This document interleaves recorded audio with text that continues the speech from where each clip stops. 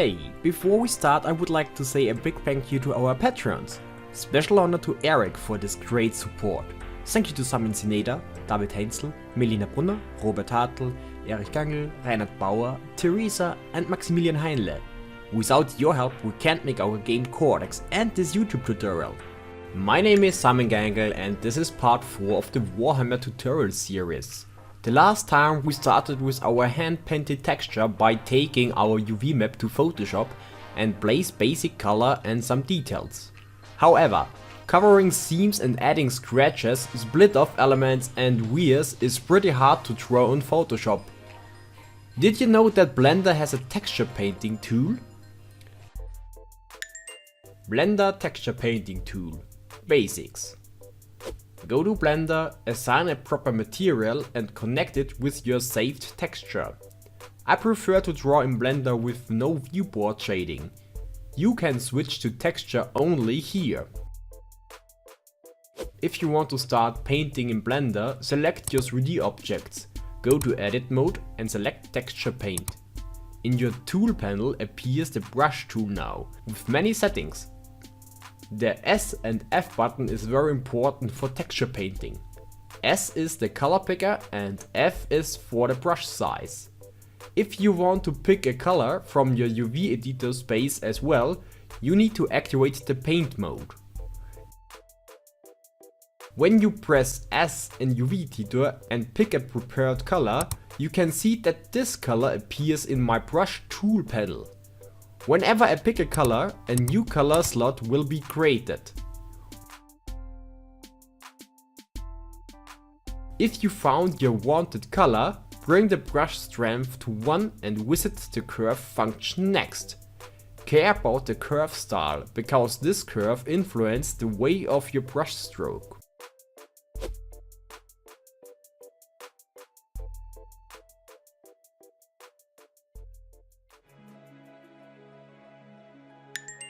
Painting in 3D view. Next I want to show you how to draw only on a selected area. Usually you draw always on those faces you're reaching with your cursor on the particular point of view. It doesn't matter if you have different UV islands placed randomly on your texture. The pixels on your texture will be automatically placed like you did it in your 3D view before.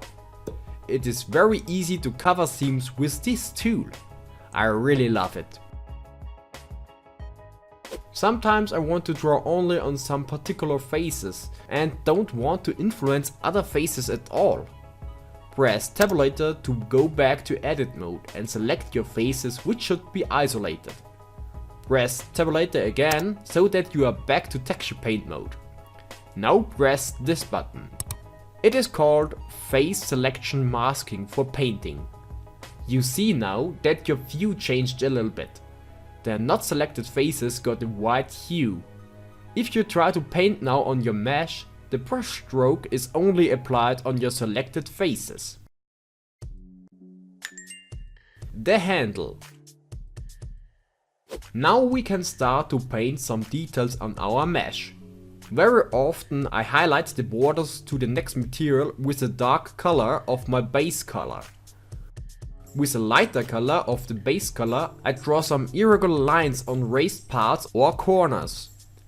This should symbolize wears and split off parts or just some scratches.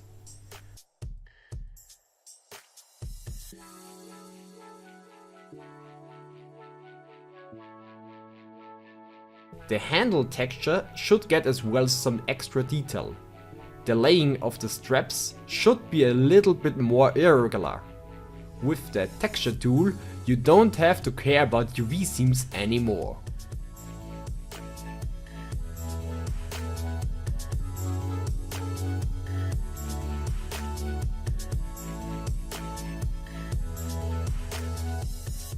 I decided to draw over some texture elements because I will adjust the layer system in Photoshop later.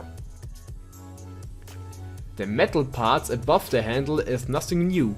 Dark color for immersions and lighter parts for wears and scratches.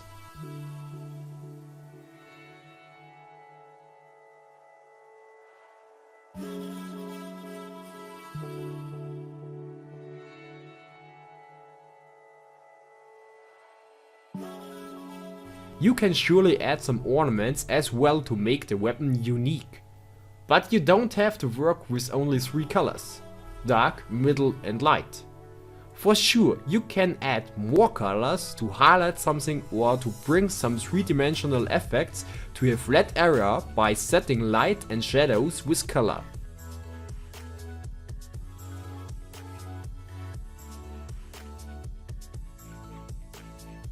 Now I switch to the golden part here.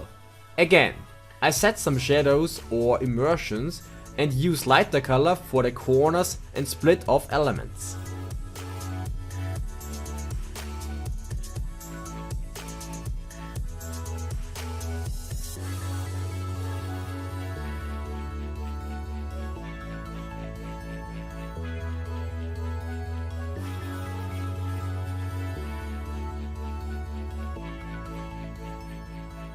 Okay, I like this so far.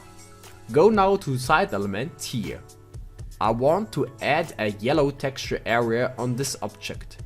To do this, I switch to orthographic side view and start to draw. I have to do the same on front and back side of this element.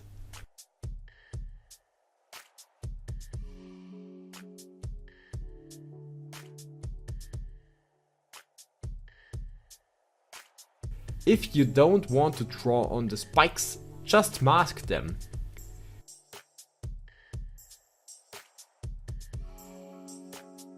To add some 3-dimensional feeling, I bring shadow and lights to the texture part here as well.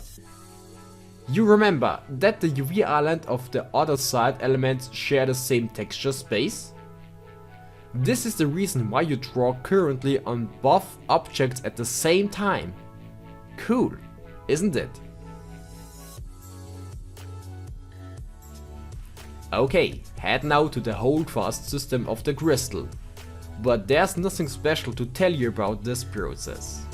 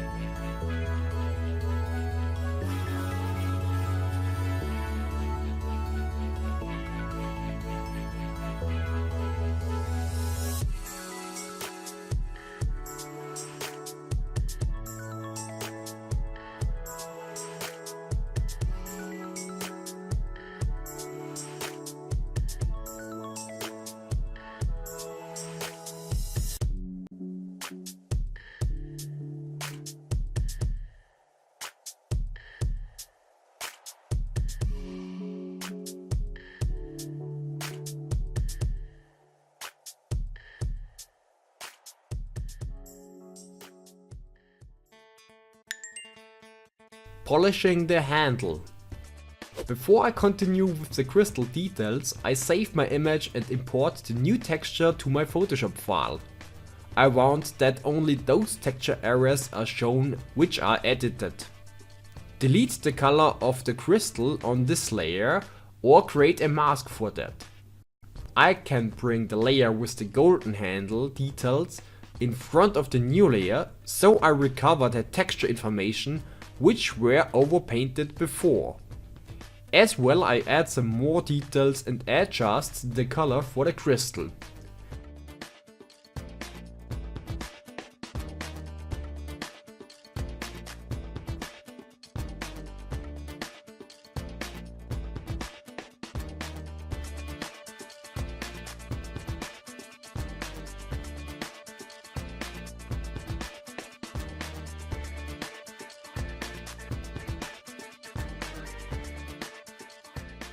Save it and switch back to Blender.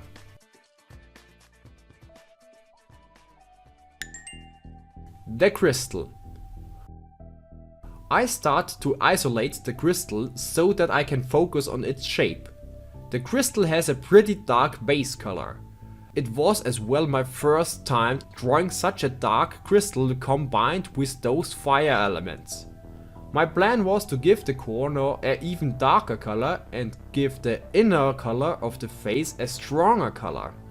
So I started to trace the corner elements of the crystal. I switched to edit mode to check where are my edges so that I can trace them.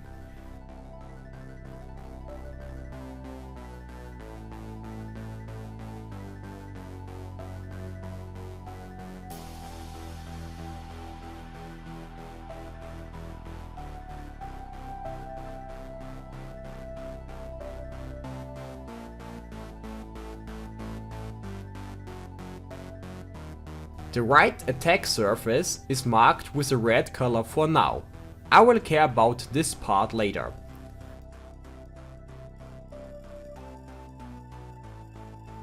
Next I want to soften the transition between my colors. Switch to a very soft brush for that. Especially corners and where we have a greater density of crystal elements, I apply a more dark color.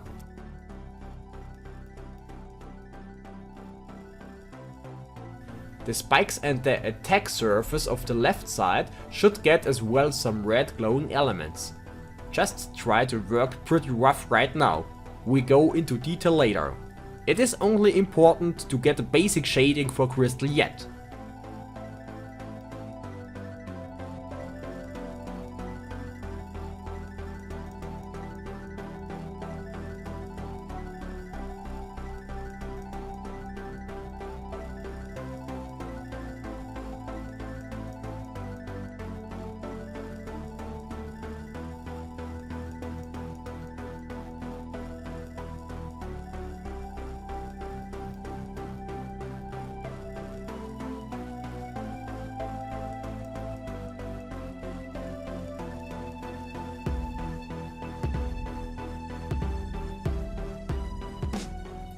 You can raise the contrast by adding some brighter colors. In this case, I add some red color between my corner elements. Reworking your colors is a continuous process.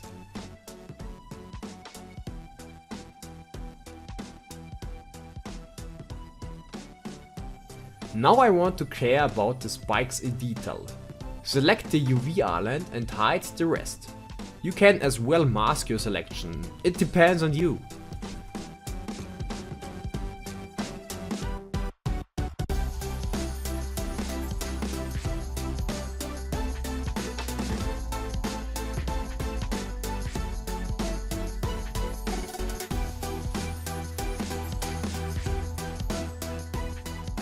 You can start to add some strong red color to crystal to get a glowing effect. But I spare the brightest colors for the end. I think it's easier to work forward from dark to bright.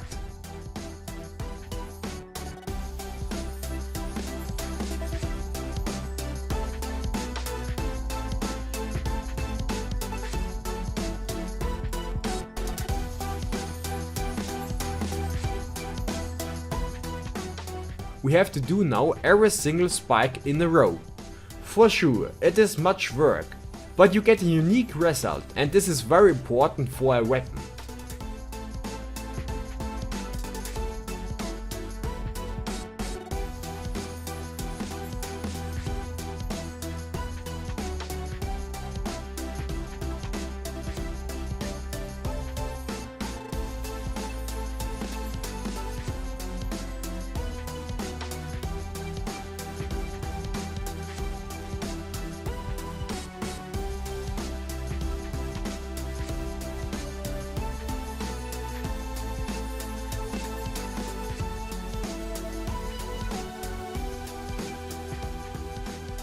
When you are satisfied with your work, you can switch to the right attack surface and add there as well details.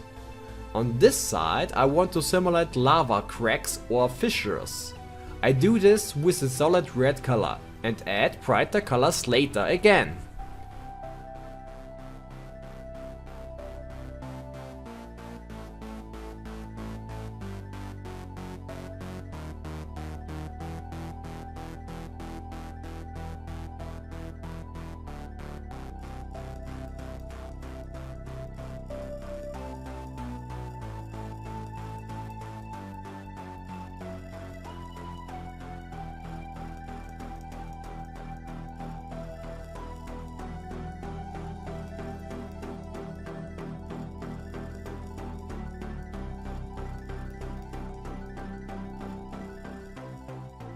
On this side I draw some bright corner details because I want some tiny lava eruptions around the attacking surface.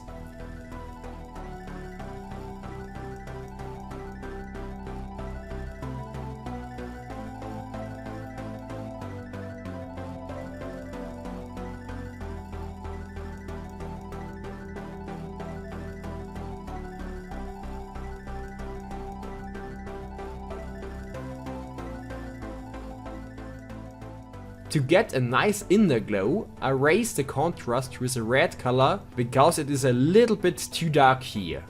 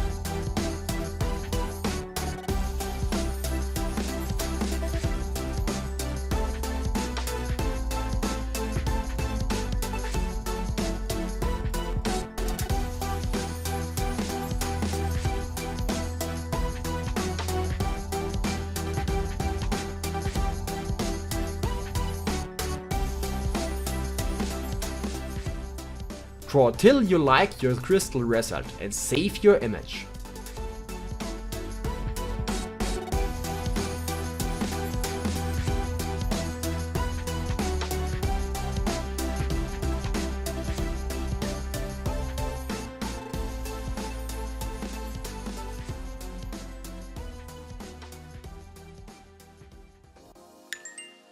Merging in Photoshop. Back in Photoshop, you need to import your exported image from Blender. Just place it underneath the handle layers. This layer should be only for crystal texture information, so I delete the rest of the exported image. For sure, the texture is basically finished, but sometimes I come back and want to adjust some elements. This is the reason to keep the layer structure for simple editing particular elements. Adding Photoshop filter. If you are satisfied with your work, it is time to add a filter for a tool look. Usually I have always all layers in one folder.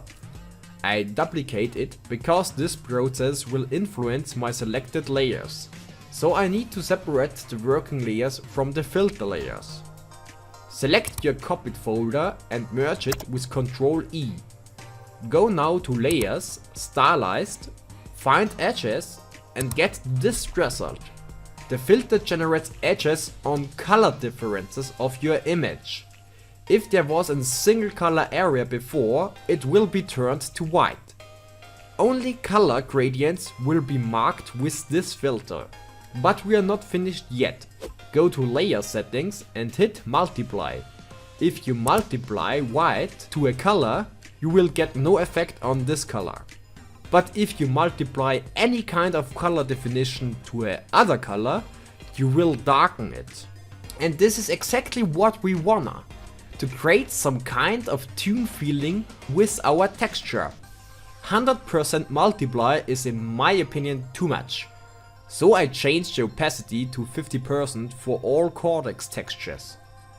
Save your texture and reload the texture in Blender to see the result. I really like the result. But oh, I am not satisfied with this one. Do you see those dark fragments on our texture here? By adding the Find Edge filter we got UV scene differences. I need to fix this in my texture by drawing with the white color on my filter layer.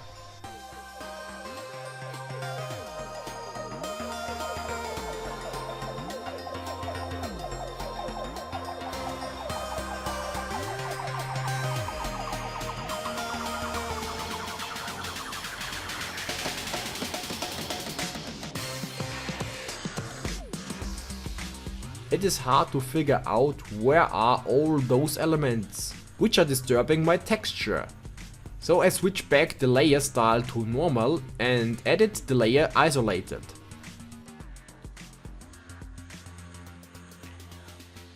Done. Save your texture again and update in Blender. And now these fragments are gone. Nice. If you liked this tutorial, please give us a like and subscribe to our YouTube channel for further tutorials. We love creating tutorials, but we need as well some support. Become our patron and help us to help you. Thank you very much for watching, hope to see you next time. Cheers!